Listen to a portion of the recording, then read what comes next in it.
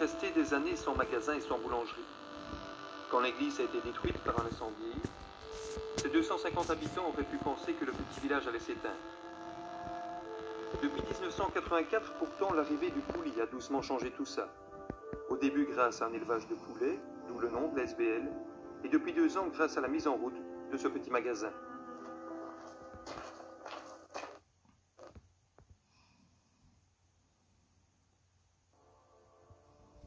Au retour de Florène, il faut réassortir les rayons et préparer les commandes. Bien, Fabrice Ouskas. Ouais. 2 pains gris et une baguette. Dès que nous sommes arrivés pour nous implanter ici à Jamagne, il y a un peu de réticence de la part des gens quand vous arrivez quelque part avec une institution, parce qu'on ne connaît pas très bien le monde des handicapés.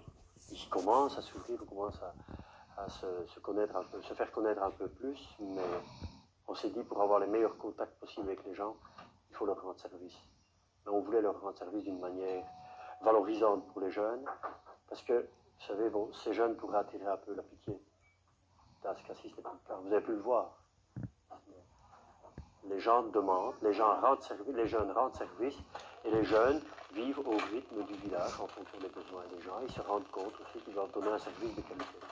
C'est plus de la peu près, c'est plus un jeu. À domicile, un merveilleux moyen de contact. Attends, j'allais ouvrir la porte comme ça, c'est plus facile.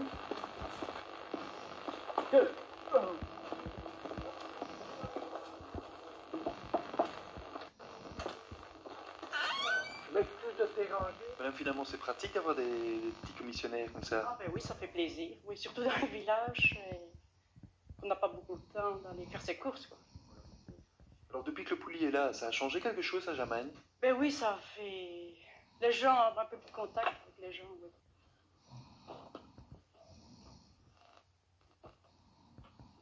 Bonjour. Bonjour. Ils sont vraiment gentils. On peut téléphoner quand on veut, ils sont toujours là, quoi. Moi, j'ai beaucoup de chance. Ah oui. Qu'est-ce que ça a changé, madame, dans la vie du village, la présence du poulie comme ça? Beaucoup de choses, hein, parce qu'on n'avait vraiment rien du tout. Il n'y a même pas de bus pour dire aller faire des courses ou n'importe quoi. Alors, quand on a dit qu'il y avait le poulie, eh ben là, ça a été vraiment une chance pour des pareils à moi, quoi. Ah, ben les jeunes du poulie, c'est comme si ce seraient mes enfants. Je les adore. Ils sont gentils, ils sont polis, c'est remarquable. C'est pas croyable. Parce qu'avant d'avoir le petit magasin ici, je ne savais pas que c'était comme ça. Leur gentillesse, on la retrouve bien sûr au magasin. Il est ouvert tous les jours, les clients y côtoient les jeunes. Ils y travaillent à tour de rôle. Nous essayons de proposer des activités en fonction de leur capacité, de leurs possibilités. Et plus la palette d'activités sera large, plus nous sommes capables de répondre à des besoins qui sont tellement différents, puisque, comme vous avez pu le constater par vous-même, les niveaux sont tous différents. Alors chacun pourra, si je puis dire, s'exprimer dans l'activité qui lui convient le mieux. Et les activités au poulie ne manquent pas. Dès le matin, pour certains, c'est la préparation de repas. Pour d'autres, le bricolage dans la serre, où l'on confectionne en hiver des objets artisanaux. Pendant l'hiver, le travail extérieur est devenu impossible. Bon, alors, ici dans la serre, nous réalisons du bricolage, donc de la menuiserie, comme vous avez pu voir, de la poterie, donc Stéphane qui s'occupe surtout de la poterie. Alors, nous réalisons aussi, pour l'aménagement extérieur, des bordures qui sont réalisées en béton. Et alors, ensuite, toutes ces bordures seront placées à l'extérieur, donc quand le temps le permettra, bien entendu. Alors, est-ce que c'est de l'occupationnel ou bien il y a un projet derrière tout ça? Oui, ils ont tous un projet pédagogique. Donc, comme nous sommes respectés, quoi. Alors, de toute façon, tout le travail